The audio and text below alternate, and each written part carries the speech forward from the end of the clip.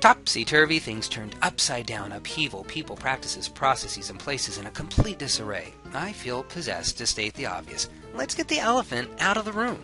Most of us, even in the best of times, experience some degree and some form of discombobulation. It's a fun word, isn't it? After a little web research, unlike its earlier predecessor, a Middle English word of discompose, the word discombobulate appears to be just a fanciful word that was made up. It's a super word for describing what I see as a prevalent organizational and personal malaise.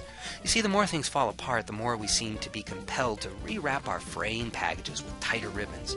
May I suggest another way through this sweet chaos? It turns out that sense-making draws its raw material from this ceaseless iterative rhythm of things falling in and out of order.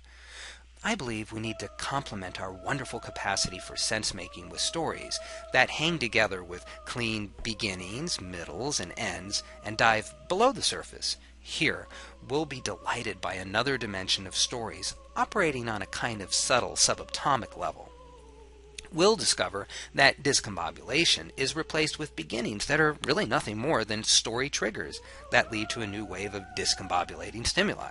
Story beginnings transition to middles. In sense-making, this means our stories are transformed into concrete behaviors, ideas, and concepts that we embody and then project into the world. Down at the subatomic layer of stories, middles are really agitators of possibilities. Let's think of these as tributaries, ever-extending fingers of energy that reach into our minds' experiences and the shared space of meaning we co-create and cohabitate with others. Story middles and tributaries offer us endless nooks and crannies to explore. Now, for the sense-making cherry to top off our efforts, we need to have an endpoint for our story. It's a demarcation, a clean time epic to keep things neat.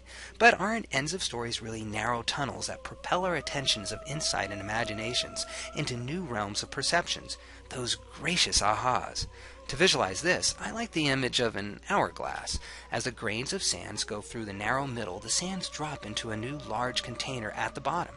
Our sense-making also passes through a gathering of attention that opens our perception into a new vista. Here, a new set of story doors and triggers wait for our reaching hand. Recapping, beginnings of stories are triggers, middles are tributaries, and ends are tunnels. So maybe discombobulation is not our enemy after all. How about picking up the shambles of pieces with humility and eagerness? I believe we'll find strength and awakening possibilities awaiting us.